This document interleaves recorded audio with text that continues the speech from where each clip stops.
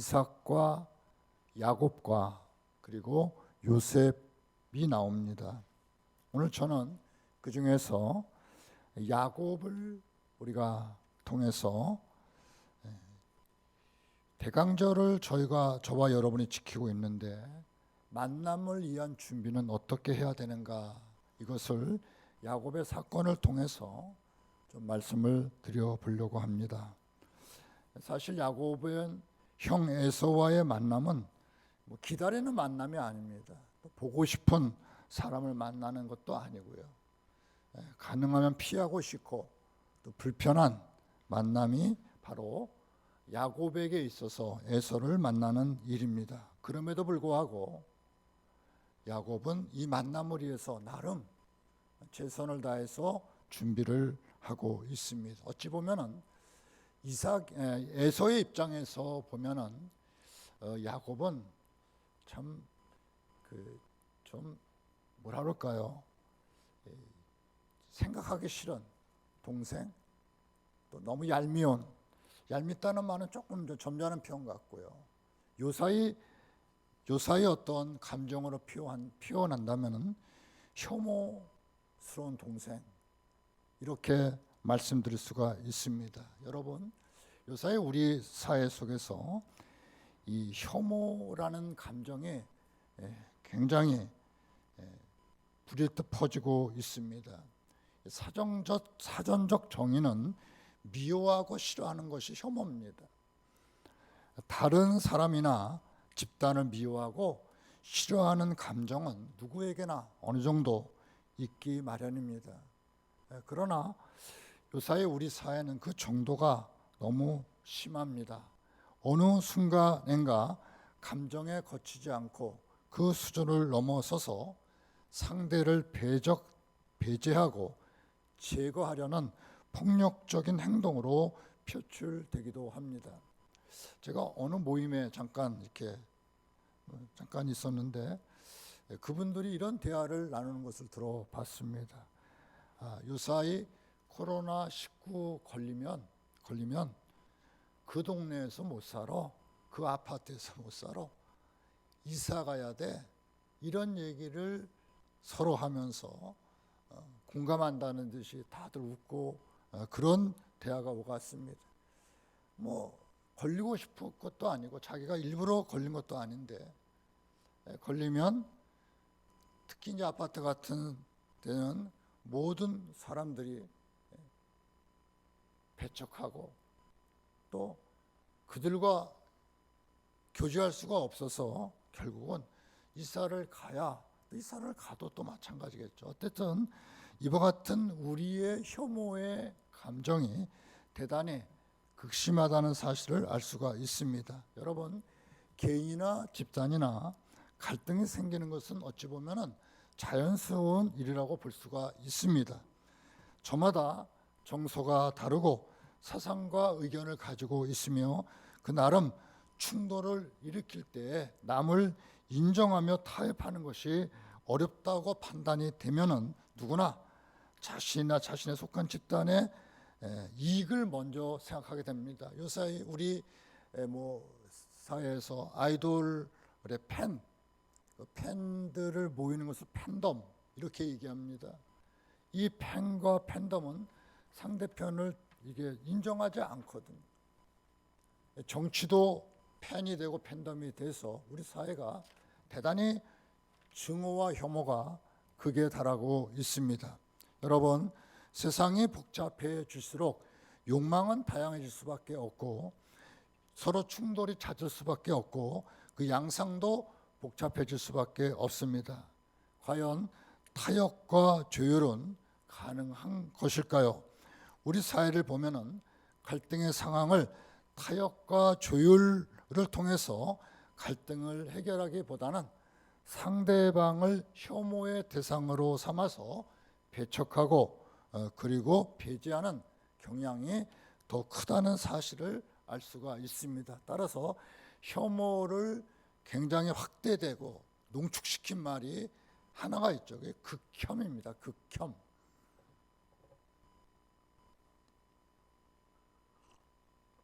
어찌 보면은 에서의 입장에서 보면은 야곱은 혐오를 넘어서서 극혐의 대상이 되지 않을까 하고 생각할 정도로 야곱과 에서의 사이는 대단히 거리가 멀어져 있습니다. 여러분, 우리가 알다시피 야곱은 어린 시절 쌍둥이로 태어나지 않습니까? 쌍둥이로 이 땅에 태어납니다. 근데 그 잉태하였을 때 하나님의 예언은 이렇게 선포됩니다. 그의 어머니에게 큰 자가 작은 자를 섬길 것이다. 이렇게 어머니에게 임한 예언은 작은 자가 우선이고 큰 자가 그를 섬길 것이라고 말씀하고 있습니다.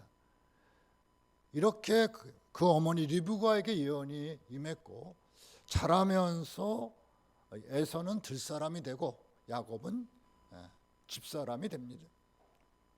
형 에서가 이제 사양을 하고 돌아오면서 배고픈 이 에서를 향하여서 야곱은 팥죽 한 그릇에 형의 장자권을 사게 됩니다. 그리고 아버지가 늙어서 유언을 할 때 어머니를 통해서 이 아버지의 축복, 아버지 이삭의 축복을 야곱이 받게 됩니다. 그리고 이제 도망을 가는 신세가 되었죠. 이 야곱은 삼촌의 집에 삼촌 집에 도망을 가게 되는데, 거기서 이제 사촌 라헬을 만나게 됩니다. 당시엔 사촌 간의 결혼이 일상이었으니까. 근데 이 야곱은 이 라헬을 보면서 첫눈에 그의 마음이 움직여졌습니다. 어떻게 보면 요사의 말로 말하는 사랑꾼 야곱으로 바뀌어버린 것입니다. 그래서 성경의 기록에 보면은 이 라헬을 자기 아내로 삼기 위해서 7년을 수일처럼 살았다 하는 기록이 있습니다. 7년이라는 세월을 며칠 안 상한 수일처럼, 사랑의 힘이 대단해서 7년을 수일처럼 살아서 결혼을 했는데, 막상 결혼식 다음에 자기 옆자리에 누운 사람은 라헬이 아니라 그 언니 레아였습니다. 그렇게 돼서 그는 또다시 이 라헬을 자기 아내로 삼기 위해서 또 다른 7년을 또 보내게 됩니다. 그러면서 삼촌 집에서 20년 이상의 세월이 흐르게 돼요. 그러면서 그는 장가를 갔고 아내를 얻었고 또 스라의 자녀들도 낳았고, 그리고 그에게는 수많은 재산이 그에게 생겨났습니다. 어쩔 수 없이 삼촌으로부터 떠날 수밖에 없는, 삼촌 라반의 집으로부터 떠나게 됩니다. 이 떠나면서 그는 자신이 하나님께서 약속하신 자신의 그 땅, 약속의 땅으로 향하여 가게 되는데, 이 그 땅을 가기 위해서 하나의 땅을 통과했는데, 그것이 바로 형이 다스리고 있었던 그곳이었습니다. 에돔 땅이었습니다. 그러니까 자기가 어쩔 수 없이 형을 만난 후에 약속의 땅에 갈 수가 있었습니다. 그러니까 야곱의 입장에서는 잊어버리고 살았던 형을 이제 만난다는 그 생각 때문에 야곱은 대단히 큰 위협과 두려움을 느끼게 됩니다. 오늘 성경 32장 전반 부분에 보면은 형을 만나기 위해서 먼저 통지를 보내는데, 그 형이 동생 에서를 만나기 위해서 오는데, 그 오는 모습을 이렇게 기록하고 있습니다. 400명을 거느리고, 그러니까 동생을 만나기 위해서 오는데, 뭐 형 혼자 아니면 형 대동하는 몇 사람이 아니라 400명을 거느리고 에서가 동생 야곱을 만나러 오고 있는 것입니다. 그러니까 여러분, 이게 가뜩이나 형에 대한 어떤 불편함을 넘어서서 두려움이 가득 차 있는데, 형 혼자가 아니라 400명의 사람이 군대처럼 자기를 향해서 온다는 소식을 그가 들으면서 32장 7절에 보면 이 당시에 야곱의 마음을 이렇게 표현하고 있습니다. 심히 두렵고 답답하다. 심히 두렵고 마음이 답답한 겁니다. 이 답답한다는 것은 여러분 요사의 말로 표현하면 스트레스입니다. 영어에서도 디스트레스라고 표현되어 있습니다. 그러니까 두렵습니다. 형이 두려운 거죠. 자기가 행한 일이 있으니까, 또 형이 혼자 하는 것도 아니고 400명을 대동해 오니까 대단히 두려움, 그리고 어찌할꼬 하는 답답함이. 그러면서 이 야곱은 이 상황 속에서 이제 야곱은 9절 이하 12절까지를 읽어보게 되면은 야곱은 거기서 하나님께 기도를 하기 시작합니다.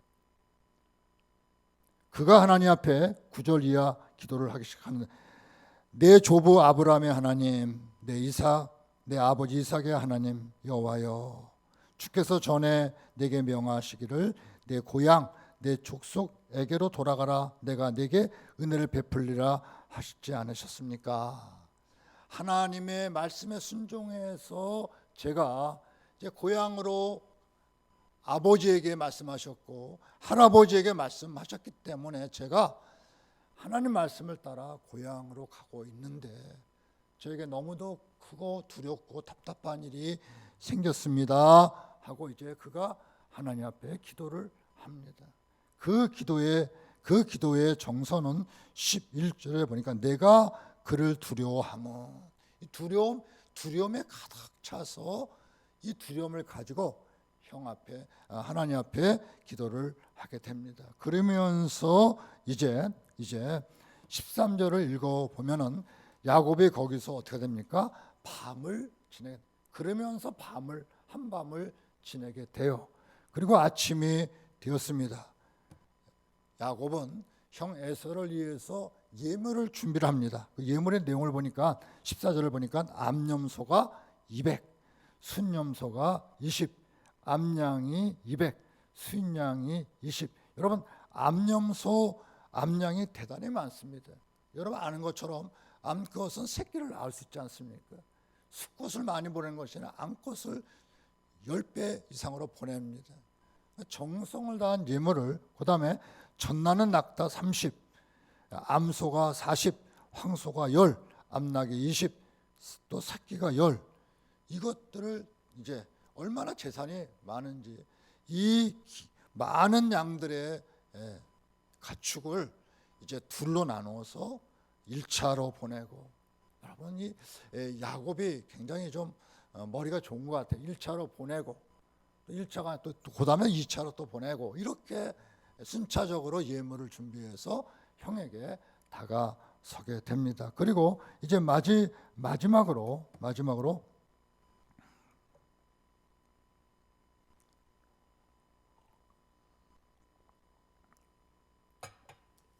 자기 자녀들과 아내, 22절을 읽어보면은 아내와 그리고 자녀들을 이제 먼저 약복강 강을 건너게 됩니다. 그리고 24절, 오늘 읽은 우리의 본문입니다.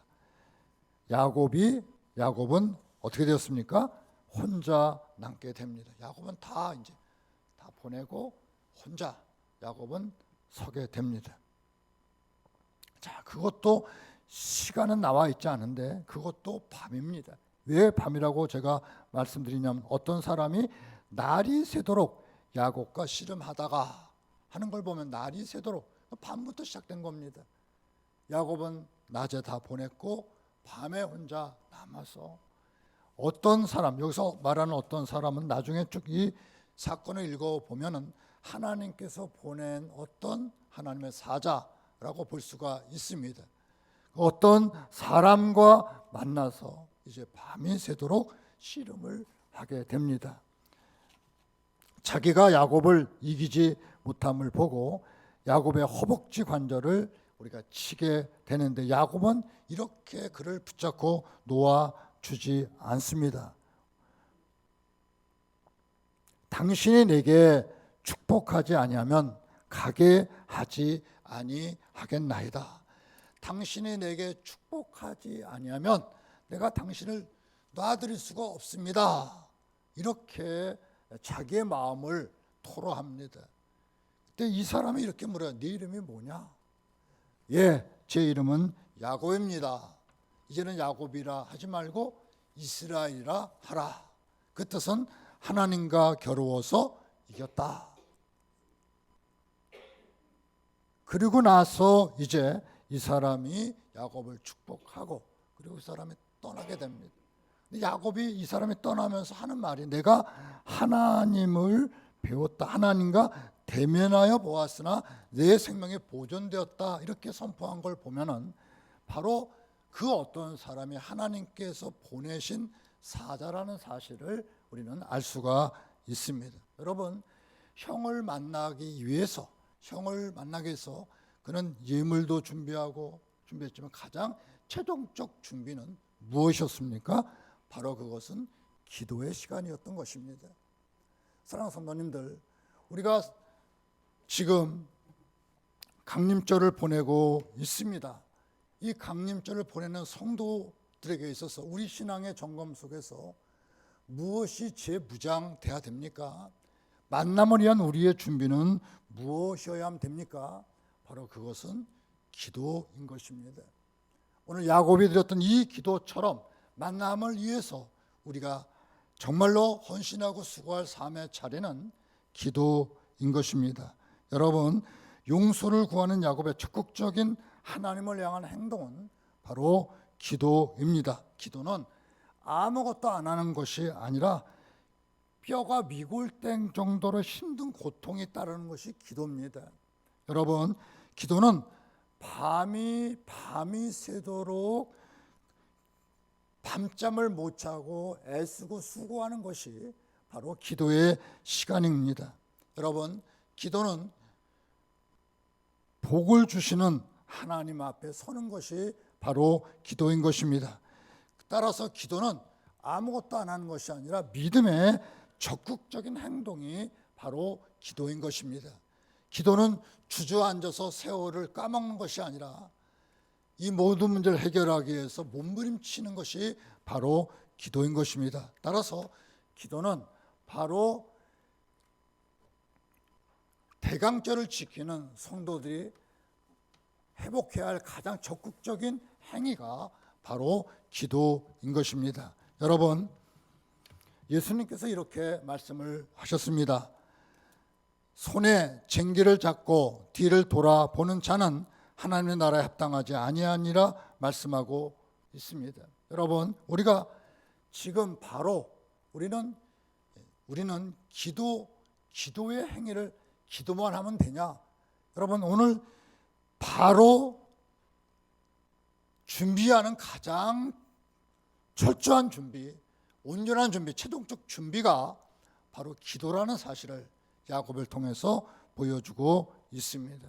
행동, 바로 믿음의 행동이 바로 기도인 것입니다. 여러분, 기치니즘이라는 말이 있습니다. 여러분, 기치니즘이 뭐냐면 만사가 귀찮아 게으름을 피우는 것을 기치니즘이라고 합니다. 여러분, 요사이 우리가 멍때림 그런 말도 하대요. 개인적으로 여러분, 현대 문명이 잘 되는 것은 이 기치니즘이 활성화되는 데 있다고 생각합니다. 여러분, 부지런하면 문명이 발전하지만 생각해 보십시오. 사람들이 차 타는 것 대신 걷는 걸 좋아한다면 자동차가 발전할 수 있겠습니까? 그죠? 여러분, 다 걸어 다니시면은 자동차 누가 사겠어요? 누가 만들겠어요? 그렇죠? 그러니까 사람들이 그냥 편한 거 좋은 거예요. 그러니까 자동차 산업이 발전하고 그렇습니다. 여러분, 사람이 늘 걸어 다니면서 건강해지면은 약국이나 병원이 무슨 소용이 있겠어요? 그죠? 약국과 병원이 무슨 소용이? 또한 일찍이 여러분들이 잠자리에 드신다면은 여러분, 밤문화, 게임, 유흥업소, 이게 뭐가 어떻게 먹고 살 수 있을까요? 항상 여러분들 집에서 먹는 집밥만 좋아하신다면 외식 문화는 어떻게 발전할 수 있을까요? 여러분, 현대 문명이 살아남기 위해서 사람들은 게으른 것에 길들여져 왔습니다. 과학의 발달은 행동하지 않아도 되는 일들을 만들어내고 있습니다. 그런데 또 역설적으로요, 우리가 사는 시대를 창의적인 시대라고 하네요. 여러분, 그런데 창의적인이라는 건 말은 행동하지 않으면 창의성을 낳을 수가 없습니다. 행동하지 않으면 발전할 수가 없고요. 행동하지 않으면 만들어낼 수가 없습니다. 여러분, 1960년대, 70년대 가장 스포츠 신발 업계를 주류잡았던 것이 아디다스입니다. 당시에 몇몇의 젊은이들이 이 아디다스의 신발을 이제 뛰어넘기 위해서 우리가 새로운 신발을 만들어 보자 이렇게 생각을 하고 그들이 모여서 시작을 했습니다. 그러나 모든 것 디자인도 딸리고 뭐 돈도 물론 딸리고 사람도 딸리고 모든 게 다 딸린 거예요. 그러니까 아무리 해도 잘 만들어지지 않았습니다. 그때 한 청년이 야, 우리 그러지 말고 못한다고 그러지 말고 일단 한번 해보자. 그 영어의 표현이 just do it. 여러분, just do it 뭐의 어느 회사의 슬로건이죠? 나이키의 슬로건입니다. just do it. 자, 우리 한번 일단 해보자. 이렇게 해서 만들어진 회사가 나이키고 그 나이키가 아디다스를 넘어서고 일단 한번 저질러 보자. 행동해보자는 것입니다. 여러분 세상에 우리가 잠재된 능력이 있고 또 뭐 가능성이 있다 하더라도 행동하지 아니하면 그대로 묻혀버리고 말 것입니다. 아무리 많은 최신의 정보를 갖고 있다 하더라도 행동하지 아니하면 우리가 결실할 수가 없습니다. 심리학자 제롬 브루너가 이런 말을 했습니다. 여러분, 기분이 행동을 일으키는 것이 아니라 행동이 기분을 일으킨다. 여러분, 이렇게 합니다. 공부할 기분이 나야 공부하지. 이런 얘기하면 기도할 기분이 나야 기도하지. 예배 드릴 어떤 뭐 그런 분위기가 돼야 예배를 드리지. 이렇게 얘기합니다. 그런데 행동하지 않으면 기분이 따라오지 않습니다. 공부해야 공부 분위기를 만들어 가는 것이고요. 기도해야 여러분 기도의 분위기가 조성되는 것입니다. 분위기가 조성돼야 뭘 하지가 아니라 내가 시작하면은 거기서부터 분위기는 만들어 가게 되는 것입니다. 우리가 유명한 문학자 도스토옙스키는 이런 얘기를 했습니다. 오늘 걷지 않으면 내일은 뛰어야 될 것이다. 오늘의 기분이 내키지 않는다고 쉬면 내일은 기분이 나지 않아도 뛰어야 하는 괴로운 상황에 직면해 있을 것을 말씀을 하고 있습니다. 성도에게서 가장 큰 액션, 행동은 바로 하나님께 기도하는 것입니다. 이 핑계 대시고 아프다고 핑계대고 분주하다고 핑계대고 코로나 때문에 온갖 핑계를 대면서 여러분 우리가 가장 성도가 마땅히 해야 할 삶의 자리, 기도의 자리를 잃어버린다면 우리는 만남은 여러분 우리에게 두려움이 될 수밖에 없을 것입니다. 만남은 공포가 될 수밖에 없을 것입니다. 그리스도를 만난다는 그 사실은 공포와 두려움이 되지 않고 진정한 기다림이 되기 위해서 우리는 야곱이 그 약복강 강가에서 뼈가 위골될 정도의 그 삶을 그가 준비했던 것처럼 우리도 우리의 삶이 기도로 하루하루 준비돼 갈 수 있어야 될 줄로 믿습니다. 여러분, 기도는 아무것도 안 하는 것이 아니라 기도는 가장 적극적인 믿음의 표현인 것입니다. 여러분, 기도만 하면 되냐? 기도만이 얼마나 힘든 것입니까? 야곱의 경우는 뼈가 미골됐다고 말하고 있습니다. 그만큼 고통스러운 시간이 바로 기도의 대가입니다. 여러분, 기도의 자리에 나왔다고 기도하는 거 아니에요. 기도 시간 나왔으니까 여러분, 그렇지 않습니다. 기도의 자리에 나오셔도 기도 안 합니다. 여러분, 기도의 자리만 지켰지 기도하지 않습니다. 여러분, 우리가 이 기도는 여러분 야곱의 기도는 밤에서 새벽을 살았던 어떤 긴 시간의 흐름입니다. 여러분 안녕하세요, 안녕히 계세요가 아니라 여러분 밤에 시작해서 새벽을 맞이하는 그 시간의 흐름 속에서 이루어졌던 것이 바로 기도의 시간입니다. 여러분 우리 하나님 앞에서 대강절을 보내면서 우리의 믿음을 점검하고 세워야 되는데 어떤 믿음의 자리에, 어떤 삶의 자리에 우리가 서야 됩니까? 바로 그것은 우리가 야곱을 통해서 기다림을 위한 야곱의 준비가 약복과 강가의 기도였다면 우리의 삶도 바로 그 기도를 회복하는 이 대강절을 살아가면서 우리가 기도를 회복하는, 요사이 다 코로나 얘기뿐이 안 해요. 다 코로나 얘기뿐이 안 합니다. 코로나 때문에 예배도, 코로나 때문에 모든 것이 여러분 코로나 하에 지배를 받습니다. 여러분 이건 아니잖아요. 이건 아니잖아요. 사랑하는 성도님들, 우리가 하나님 앞에서 다시 한번 기도의 자리를 회복하고 우리의 가장 어렵고 힘든 삶의 절박한 문제, 야곱에게 있어서는 형을 만나는 가장 절박한 문제를 하나님께 가지고 나와서, 여러분 우리가 코로나가 내 삶에 그렇게 중요한 위기의 문제라면 이것을 가지고 나와서 하나님 앞에 간구하고 그것을 뛰어넘고 다시 한번 극복하는 적극적인 믿음의 행동이 저와 여러분에게 있어야 될 줄로 믿습니다. 기도는 포기하는 것이 아니라 해결하려는 적극적인 의지입니다. 이것은 행동입니다. 이거는 피워낸 것입니다. 기도는 그대로 방치하는 것이 아니라 용서를 통해서 새로운 관계를 만들어 가고 싶은 우리의 갈망인 것입니다. 여러분, 사랑하는 갈보리교 성도님들, 여러분 인생의 믿음 생활 속에서 얼마나 기도의 자리를 지키며 살아가고 있습니까? 얼마나 기도를 소중히 여기면서 그 기도 속에 내 모든 삶의 문제를 집어넣고 해결하려고 몸부림치고 있습니까?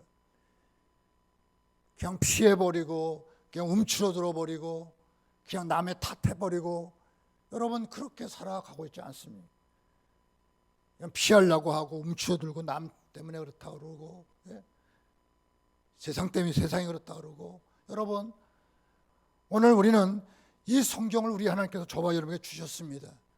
여기서 우리는 수많은 하나님의 사람들을 만나게 됩니다. 어떻게 살 것인가? 신앙생활은 어떻게 살 것인가에 대한 오늘의 답을 끊임없이 말씀에서 찾아내는 것입니다. 여러분 그 다음에 뒤로 피하고 좀 줄어들고 남 탓하고 그런 게 아니에요.